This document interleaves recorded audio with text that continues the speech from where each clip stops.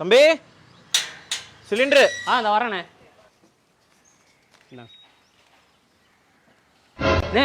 என்னண்ணே பில்லு 210 ரூபான்னு போட்டிருக்கு. அதே 50 ரூபா கூட்டிட்டு ஆகலையா? அதுக்குள்ள நடைமுறைக்கு வந்துருச்சா? அதெல்லாம் விறுவிறுன்னு வந்துடும். நீங்கள் காசு எடுங்க. இந்தாங்க தம்பி, மீதியை வாங்கிட்டு போங்க. விறுவிறுன்னு போறிய. என்னண்ணே மற்றவங்களாம் டெலிவரி காசு கேட்டு வாங்கிட்டு போவாங்க, நீங்கள் என்னடானா மீதி காசு தரீங்க? டெலிவரி காசுலாம் கட்டாயம் கொடுக்கணும்னு அவசியம் இல்லையா? அதுக்கு தான் எங்கள் ஏஜென்சியில் எங்களுக்கு சம்பளம் தர்றாங்க. என்னண்ணே சொல்கிறீங்க? டெலிவரி காசுலாம் கொடுக்கணும்னு அவசியம் இல்லையா? சிலர் தீபாவளி பொங்கல் போனஸ் கூட எங்கள்கிட்ட கேட்டு வாங்கிட்டு போகிறாங்கண்ணே. தம்பி, சிலிண்டர் போகிற வர்றவங்க கஷ்டப்பட்டு தூக்கிட்டு வர்றாங்க, மாடி ஏறி வர்றாங்க அப்படின்னு நீங்களா பார்த்து மனசு வச்சு ஏதாவது காசு கொடுத்தீங்கன்னா அதை பற்றி ஒன்றும் பிரச்சனை இல்லை, வாங்கிக்கலாம். ஆனால் கட்டாயப்படுத்தி டெலிவரி சார்ஜ் வேணும்னு கேட்குறதெல்லாம் தப்பு, செய்யவே கூடாது. அண்ணே செய்யவே மாட்டேன் அப்படிதான். சரி, இப்படி கட்டாயப்படுத்தி கேட்குறாங்கல்ல, இப்படி சிலிண்டர் சம்மந்தமா இல்லை கேஸ் ஏஜென்சி சம்மந்தமா எங்கே எப்படி கம்ப்ளைண்ட் பண்ணுறது? வேணும்னா சொல்கிறேன், கேட்டு தெரிஞ்சுக்கிறீங்களா? கண்டிப்பாண்ணே. தம்பி, சிலிண்டர் டெலிவரி பண்ண வர்றவங்க உங்கள்கிட்ட வந்து டெலிவரி காசு கேட்டு கட்டாயப்படுத்தினானாலோ இல்லாட்டி டெலிவரி போட வரும்போது நீங்கள் வீட்டில் ஆள் இல்லை அப்படின்னா அவங்கக்கிட்ட எந்த விதமான தகவலும் சொல்லாமல் இருந்தானாலோ இல்லாட்டி இந்த வெயிட் மேலே உங்களுக்கு சந்தேகம் இருக்குது, என்ன வெயிட் கம்மியாக இருக்க மாதிரி இருக்கேன்னு உங்களுக்கு தோணி அந்த வெயிட் நான் பார்க்கணும்னு நீங்கள் சொல்லும் போது அதெல்லாம் வெயிட்லாம் போட்டு காட்ட முடியாது அப்படின்னு சொன்னானாலோ இல்லை புது கேஸ் கனெக்ஷன் வாங்குறப்ப இந்த ஸ்டவ்வு லைட்டர்லாம் கண்டிப்பாக வாங்கித்தே ஆகணும்னு சொன்னானாலோன்னு இந்த மாதிரி கேஸ் சிலிண்டர் சம்மந்தமாக உங்களுக்கு என்ன பிரச்சனையாக இருந்தாலும் சரி 1800-233-555 இது டோல் ஃப்ரீ நம்பரு. இந்த நம்பருக்கு கால் பண்ணி நீங்கள் கம்ப்ளைண்ட் பண்ணிக்கிறலாம். அப்படி இல்லாட்டி நேரடியாக ஏஜென்சிக்கே போய் உங்கள் கம்ப்ளைண்ட்டை ஸ்ட்ராங்காக பதிவு பண்ணிடலாம்யா. அண்ணே, அப்படி கம்ப்ளைண்ட் பண்ணி எந்த நடவடிக்கை எடுக்கலைன்னா வேறு யார்கிட்ட கம்ப்ளைண்ட் பண்ணுறது? அதுக்கு தான் ஒரு வெப்சைட் வேணா இருக்குது சொல்கிறேன். mylpg.in அப்படிங்கிறது தான் அந்த வெப்சைட்டு. எல்பிஜினா என்னது? Liquid petroleum gas. இதுதான் கணக்கு. இந்த வெப்சைட்டில் போய் நீங்கள் எந்த கம்பெனி சிலிண்டர் யூஸ் பண்ணுறீங்களோ அதை செலக்ட் பண்ணி கிவ் யுவர் ஃபீட்பேக் ஆன்லைன் அப்படிங்கிறத செலக்ட் பண்ணி கம்ப்ளைண்ட்டை செலக்ட் பண்ணணும். இங்கே நீங்கள் உங்கள் குறைகள் சந்தேகங்களை சொல்லிக்கிறலாம். எப்படின்னா உங்கள் பேர் ஊர்லாம் ஃபஸ்ட்டு கொடுக்கணும், அப்புறம் உங்கள் கேஸ் ஏஜென்சியை செலக்ட் பண்ணணும், அப்புறம் கன்சியூமர் நம்பர் இல்லைனா எல்பிஜி ஐடியை கொடுக்கணும், அதுக்கப்புறம் உங்கள் அட்ரஸ்ஸு ஃபோன் நம்பர்லாம் கொடுக்கணும். இங்கே கேட்டகிரியில் என்ன மாதிரி கம்ப்ளைண்ட் அப்படிங்கிறத செலக்ட் பண்ணி அதுக்கு கீழே குறிப்பாக என்ன பிரச்சனை அப்படிங்கிறத செலக்ட் பண்ணிவிட்டு டிஸ்கிரிப்ஷனில் உங்கள் கம்ப்ளைண்ட்டை விலாவாரியாக சொல்லணும். அப்புறம் ஏதாவது ப்ரூஃப் வச்சுருந்தா அதை இங்கே அட்டாச் பண்ணிவிட்டு இந்த கட்டத்தில் உள்ள டெக்ஸ்ட்டை இங்கே டைப் பண்ணி சப்மிட் கொடுத்தா போதும், உங்கள் கம்ப்ளைண்ட் போயிடும். நீங்கள் கம்ப்ளைண்ட் பண்ணால் இங்கே ட்ராக் பண்ணியும் பார்த்துக்கிறலாம். பாரத் கேஸாக இருந்தாலும் சரி, இந்தியன் கேஸாக இருந்தாலும் சரி, ஹெச்பி கேஸாக இருந்தாலும் சரி, இப்படித்தான் கம்ப்ளைண்ட் பண்ணணும். இந்த சப்சிடி காட்டினீங்கல்ல, அது கரெக்டாக நம்ம அக்கௌண்ட்டுக்கு வருதா இல்லையா, எவ்வளோ வருதுன்னு எப்படி செக் பண்ணுறது? மானியம் தானே, அதுக்கு தான் ஏற்கனவே சொன்னல அந்த வெப்சைட்டு mylpg.in அப்படிங்கிற வெப்சைட்டில் போய் உங்கள் கேஸ் கம்பெனியை செலக்ட் பண்ணிக்கோங்க. நியூ யூஸராக இருந்தால் ஃபஸ்ட்டு ரெஜிஸ்டர் பண்ணிக்கிறணும். ஏற்கனவே அக்கௌண்ட் இருந்துச்சுன்னா சைன்இனில் போய் நீங்கள் கேஸ் கனெக்ஷனுக்கு கொடுத்த ஃபோன் நம்பரை டைப் பண்ணி உள்ளே போனால் லெஃப்டில் view cylinder book history or subsidy டிரான்ஸ்ஃபர்டுன்னு ஒன்று இருக்கும். அதுக்குள்ளே போனால் நம்ம கேஸ் கனெக்ஷனுக்கு கொடுத்த பேங்க் அக்கௌண்ட்டில் மாதம் எவ்வளோ மானியம் வந்திருக்குன்னு இங்கேயே செக் பண்ணிக்கலாம்யா. Bharat gas, Indian gas, HP gas எதாக இருந்தாலும் இப்படி தான் பார்த்துக்கிறலாம். ஓ, சப்சிடி இப்படி தான் செக் பண்ணணுமா? இத்தனை நாள் இது தெரியாமல் போச்சேனே. இது மட்டும் இல்லையா, கம்ப்ளைண்ட் பண்ணுறதுக்கு இன்னும் 2 வழி இருக்குது. pgportal.gov.in இது ஒரு வெப்சைட்டு. பிஜினா பப்ளிக் கிரீவன்ஸ், பப்ளிக்னா பொதுமக்கள், கிரீவன்ஸ்னா குறைகள். நம்மளோட குறைகளை சொல்கிறதுக்குன்னே ஒரு வெப்சைட் இருக்கியா. இந்த வெப்சைட்டில் போய் ஃபஸ்ட்டு ரெஜிஸ்டர் பண்ணிக்கிறணும். அதுக்கப்புறம் யூசர் நேம் பாஸ்வேர்ட்லாம் கொடுத்து லாகின் பண்ணி கம்ப்ளைண்ட் பண்ணிக்கிறலாம். அப்புறம் இங்கே லார்ஜ் பப்ளிக் கிரீவன்ஸில் செலக்ட் பண்ணி உள்ளே போனால் இங்கே இருக்கிற எல்லா டிபார்ட்மெண்ட்டை பற்றியும் இந்திய குடிமக்கள் யாருனாலும் கம்ப்ளைண்ட் பண்ணிக்கலாம்யா. இப்போ இதில் பெட்ரோலியம் அண்ட் நேச்சுரல் கேஸ் அதை செலக்ட் பண்ணி உள்ளே போய் கேட்டகிரியில் எல்பிஜி ஆர் எல்பிஜி ஏஜென்சி ரிலேட்டட்னு செலக்ட் பண்ணணும். அப்புறம் இதில் நம்ம டெலிவரி பாய் மட்டும் இல்லை, அந்த ஏஜென்சி பற்றியும் கம்ப்ளைண்ட் பண்ணலாம்.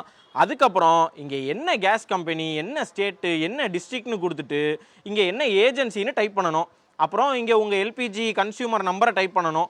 இங்கே வந்து என்ன பிரச்சனை அப்படிங்கிறத விலாவாரியாக சொல்லிக்கிறலாம். நெக்ஸ்ட்டு கொடுத்துட்டு இங்கே கீழே இந்த பாக்ஸில் அந்த நம்பரை கொடுத்து சப்மிட் கொடுத்தா போதும், நம்ம கம்ப்ளைண்ட் போயிடும். நமக்கும் ஒரு ரெஜிஸ்டர் நம்பர் வந்துடும். அதுக்கப்புறம் இங்கேயே அந்த ரெஜிஸ்டர் நம்பரை போட்டு நம்ம கம்ப்ளைண்ட்டை ட்ராக் பண்ணி பார்த்துக்கிறலாம். அப்புறம் அந்த 3வது வழி மை கிரீவன்ஸ் அப்படின்னு மொபைல் ஆப்பியா, அந்த ஆப்பில் போயும் மேலே சொன்ன மாதிரியே கம்ப்ளைண்ட் பண்ணிக்கிறலாம், ட்ராக் பண்ணிக்கிறலாம். இம்பிட்டுத்தேன் விஷயம். அண்ணனுக்கு தெரிஞ்சதை பூரா சொல்லிவிட்டேன். அப்புறம் வரவா? அண்ணே எங்கள் வீட்டில் ஒன்று கேட்க சொன்னாங்க, மறந்துட்டேன். ஏன்னா எங்கள் வீட்டில் எப்போவும் ஒரு சிலிண்டர் வாங்கினா 40 நாளைக்கு வரும். ஏன்னா எங்கள் வீட்டில் 3 பேர் தான் இருக்கும், அவ்வளோ யூஸ் பண்ண மாட்டோம். ஆனால் போன தடவை வாங்கின சிலிண்டர் முழுசாக 30 நாள் கூட வரலனே, அதுக்குள்ளே காலி ஆகிடுச்சு. ஏதாவது வெயிட் கம்மியாக இருக்குமோ? யா, வெயிட் கம்மியாகிறதுக்குலாம் வாய்ப்பே இல்லையா. எல்லாம் சீல் பண்ணி வர்றதில்ல. 14.2 கிலோ கேஸு உள்ளே கரெக்டாக இருக்கும். அப்படி உங்களுக்கு சந்தேகம் இருந்துச்சுன்னு வைங்களேன், இப்போ சிலிண்டர் போட வரவேன் அன்ன மாதிரி ஆள்கிட்ட வந்து நீங்கள் கேஸ் ஏஜென்சிலேருந்து வெயிட் மிஷினை கொண்டு வந்து எனக்கு எடை போட்டு காட்டுங்க அப்படின்னு சொல்லி கேட்கறதுக்கு எல்லா உரிமையும் இருக்கியா? ஆமாண்ணே, இது வெயிட் கரெக்டாக இருக்குமா? யா, உங்களுக்கு அப்படி சந்தேகமாக இருக்குன்னு வைங்க, நீங்கள் யூஸ் பண்ணாமல் வச்சுருங்க. அண்ணன் சாயங்காலம் வரும்போது வெயிட் மிஷின் எடுத்துகிட்டு வந்து உங்களுக்கு எடை போட்டு காட்டிடுறேன், சரியா?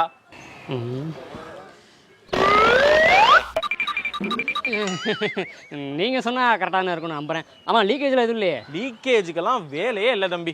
அப்படி ஏதாவது லீக்கேஜ் ஆச்சுன்னா 1906 இதுதான் லீக்கேஜுக்கு கம்ப்ளைண்ட் பண்ணுறதுக்கான நம்பர். இந்த நம்பரை போட்டு நீங்கள் கம்ப்ளைண்ட் பண்ணீங்கன்னா உங்களுக்கு நேரடியாக வீட்டுக்கே வந்து லீக்கேஜ் எல்லாம் சரி பண்ணி கொடுத்துட்டு போயிடுவாங்க. சரிண்ணே.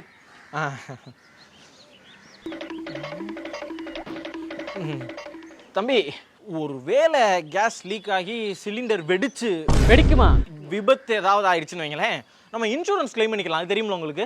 அண்ணே, இப்போதான் லீக் ஆகுதுன்னு சொன்னீங்க, இப்போ என்னடாண்ணா இப்படி சொல்கிறீங்க?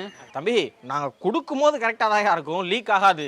நம்ம ஏதாவது வேலை பார்க்கும்போது கவனம் குறைவாக இருக்கும், அந்த வயறு ஏற எலி கடிச்சிருச்சுன்னு வைங்களேன், அந்த நேரத்தில் ஏதாவது விபத்து வர வாய்ப்பு இருக்குல்ல, அப்போ சொல்கிறேன் நான். ஓ, அப்படி. அந்த மாதிரி ஏதாவது அசம்பாவிதம் நடந்து ஏதாவது உயிரிழப்பு ஆயிடுச்சுன்னு வைங்களேன், நம்ம ஒரு ஆளுக்கு 6 லட்சம் ரூபா வரைக்கும் நம்ம வந்து கிளைம் பண்ணிக்கிறலாம்யா. அதே இது உயிரிழப்பு இல்லை, உடம்புல காயம் என்ன இருக்குது அப்படின்னா ஒரு ஆளுக்கு 2 லட்சம் மேனி மொத்தம் 30 லட்ச ரூபா வரைக்கும் நம்ம கிளைம் பண்ணிக்கிறலாம். அதில் உடனடியாக 25,000 நம்ம கையில் கொடுத்துருவாங்க. அதே இது நம்ம உயிருக்கெல்லாம் உடம்புக்கெல்லாம் எதுவுமே இல்லை, நம்ம வீட்டில் இருக்கிற பொருளுக்கோ இல்லை வீட்டுக்கோ தான் சேதாரம் அப்படின்னா அரசாங்கத்திலேருந்து ஒரு சர்வேயர் அனுப்புவாங்க. அனுப்பி அது எல்லாத்தையும் பார்க்க சொல்லுவாங்க. பார்த்து அவர் வந்து இதுக்கு இந்த அமௌண்ட் கொடுக்கலாம் அப்படின்னு ஒரு தொகையை ஒதுக்குவார். அதுக்கு அதிகபட்சமாக 2 லட்சம் வரைக்கும் நம்ம கிளைம் பண்ணிக்கலாம்யா. இதெல்லாம் பப்ளிக் லயபிலிட்டி இன்சூரன்ஸ் பாலிசி சொல்லுது. இது நம்ம உரிமை, நம்ம எல்லாருக்குமே தெரிஞ்சிருக்கணும். சூப்பர்ண்ணே. ஆனால் இதில் எப்படி கிளைம் பண்ணுறது? அப்படி வாங்க விஷயத்துக்கு, நம்ம விபத்து நடந்த 90 நாளைக்குள்ளே கிளைம் பண்ணிடணும். எங்கே கிளைம் பண்ணணும்? நம்ம சம்மந்தப்பட்ட ஏஜென்சியில் போய் கிளைம் பண்ணணும். என்னென்ன கொடுக்கணும்? இந்த medical bills, postmortem report, death certificate, இது எல்லாத்தையும் கொடுத்தோம்னா அவங்க வந்து ஆயில் கம்பெனிக்கு அனுப்பி வச்சுருவாங்க. அங்கேருந்து இன்சூரன்ஸ் கிளைம் ஆகி நமக்கு வந்துடும். இதுதான் விஷயம். இதில் முக்கியமாக ஒன்று தெரிஞ்சுக்கிறணும், நம்ம பயன்படுத்துகிற பொருள் இந்த லைட்ரு, ரெகுலேட்ரு, இந்த டியூபு, இது எல்லாமே ISI முத்திரை போட்ட பொருளாக இருந்தால் தான் இன்சூரன்ஸ் வரும். தெரிஞ்சுக்கிட்டீங்களா? ஓ, சூப்பர்ண்ணே. எல்லாரும் தெரிஞ்சுக்க வேண்டிய முக்கியமான ஒரு விஷயத்த சொல்லியிருக்கீங்க. ரொம்ப தேங்க்ஸ்ண்ணே. அப்புறம் தம்பி, இந்த கேஸ் சிலிண்டர் போடுறேங்கிற முறையில் அண்ணன் சில விஷயம் சொல்கிறேன் கேளுங்க. கேஸ் வீட்டில் பயன்படுத்தும் போது மட்டும் ரொம்ப கவனமாக இருக்கணும்யா. ஏன்னா நம்ம வீட்டில் சின்ன பிள்ளையா இருக்குங்க, ஏதாவது ஆர்வ கோளாறுல என்னத்தையாவது போய் பற்ற வச்சு இது மாதிரி பண்ணிடுங்க. அதனால நம்ம சமைச்சு முடிச்சோடனே கீழே ரெகுலேட்டரை அமர்த்தி வச்சிடணும். தூங்க போகிறதுக்கு முன்னாடி ஒரு 4 முடிகிறதுக்கு முன்னாடி கண்டிப்பாக அதை அமர்த்தி வச்சிடணும்யா. அதுக்கப்புறம் அந்த ரப்பர் டியூப் ஒன்று போகுது பார்த்தீங்களா, அதை 2 வருஷத்துக்கு ஒரு தடவையாவது மாற்றுறது ரொம்ப நல்லது. அதுக்கப்புறம் நம்ம வீட்டில் வந்து பால் வைக்கிறோம் இல்லை வேறு ஏதாவது பொருளை வைக்கிறோம் அப்படின்னா அதோட பொங்கி கீழே வலிஞ்சிருச்சுன்னு வைங்களேன், அந்த பர்னரில் பட்டு பர்னர் வீணாக போயிடும். அப்புறம் நம்ம அடிக்கடி பர்னர் வாங்குற மாதிரி இருக்கும். தண்டை செலவு தானே. அதனால் கேஸ் பயன்படுத்துகிறப்ப கவனமாக பயன்படுத்தணும். ஏன்னா வெடிக்கிற பொருளில் கப்புன்னு பிடிச்சிரும். அதான் அண்ணே உங்ககிட்ட சும்மா சொல்கிறேன். ஆமாண்ணே, கவனமாக பார்த்துக்கணும். தம்பி, மறுபடியும் ஞாபகப்படுத்துகிறேன், டெலிவரி சார்ஜ் நீங்கள் விருப்பப்பட்டாதான் கொடுக்கலாம், கட்டாயமாக கொடுக்கணுங்கிறது அவசியம் இல்லை. சரிண்ணே. தம்பி, இங்கே இருங்க, எப்படி சிலிண்டர் பற்றின விஷயங்களை எல்லாம் ஃபோன் பண்ணி கம்ப்ளைண்ட் பண்ணுறது, ஆன்லைனில் கம்ப்ளைண்ட் பண்ணுறது, ஆப்பை வச்சு எப்படி கம்ப்ளைண்ட் பண்ணுறது, அதுக்கப்புறம் அண்ணன் முக்கியமாக சொன்ன இந்த இன்சூரன்ஸ் விஷயம், இது எத்தனை பேத்துக்கு நம்ம மக்களுக்கு தெரியும் தெரில.